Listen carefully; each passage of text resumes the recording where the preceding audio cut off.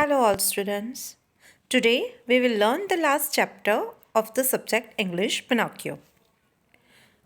It is a story of a carpenter who makes a puppet, a live puppet, who can walk and talk like a human, and how he learns that one should not lie ever in life, that we will learn in this chapter. Once upon a time, an old carpenter bought a very queer piece of wood. As he used his plan on it, he heard a little laughing voice say, "Stop, you are tickling me." एक strange सा would का piece लेके आता है carpenter, the carpenter who makes a furniture और things from would, और वो उसमें से अपने दिमाग में जो चल रहा है वो बनाना चाहता है। तभी उसे हंसने की आवाज़ आती है जो बोलता है कि अरे रहने दो, मुझे गुदगुदी हो रही है। The old man was puzzled by the voice, सोच में पड़ गया। He said, this is a strange piece of wood, what shall I do with it? I think I make it into a puppet. उसने सोचा ये थोड़ा लकड़ी का टुकड़ा अजीब सा है, इसमें से क्या बनाऊं? इसमें से एक पपेट बनाता हूँ। He set to work, and as the puppet boy took shape, the old man said he must have a name. I will call him Pinocchio. जैसे जैसे पपेट बनता गया वैसे ही उन्होंने सोचा कि मैं इसका एक नाम रखता हूँ, that is Pinocchio. As soon as he finished making the eyes, the carpenter was amazed to see them move.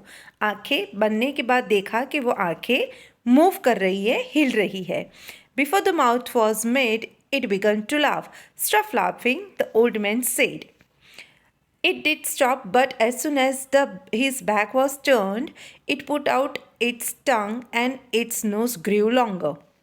ये पिनोकियो ऐसा पपेट था कि जो मस्ती करता या झूठ बोलता, किसी के पीठ पीछे कुछ करता तो उसकी नाक लंबी हो जाती थी।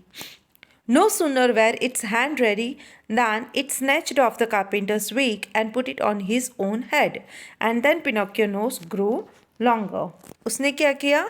जैसे ही उसके हाथ बने, शैतानी शुरू कर दी। उसने कारपेंटर के सर के जो विग होती है, बाल होते हैं, वो उठा के अपने सर पे रख दिए, और नतीजा क्या हुआ? उसकी नाक और लंबी हो गई। When its legs and feet were made, they were too stiff to use, so the carpenter showed Pinocchio how to use them. Pinocchio को जब पैर बने तो वो बहुत स्टीफ थे, हिल नहीं पा रहे थे, तो कारपेंटर ने उसको सिखाया कि पैर को और फीट को कैसे मूव करते हैं। Now the carpenter decided to send Pinocchio to school, but there Pinocchio did nothing but look for fun. He often ran away from the school. Why don't you go to school? Asked the carpenter. Pinocchio told him a lie, and his nose started growing longer and longer. Pinocchio हमेशा शरारत करना चाहता था, वो school में पढ़ना चाहता नहीं था। वो कई बार स्कूल से भाग जाता था। तब कारपेंटर ने पूछा कि तू स्कूल क्यों नहीं जाता? तो पिनोकियो ने झूठ बोला, और झूठ बोलते ही उसकी नाक लंबी होने लगी। Each time he was rude to someone or told a lie, his nose grew longer. जब भी वो किसी से बेरुखी से, मतलब रूडली बात करता था और झूठ बोलता था, उसकी नाक लंबी हो जाती थी। Finally, Pinocchio said, I am glad to be a real boy.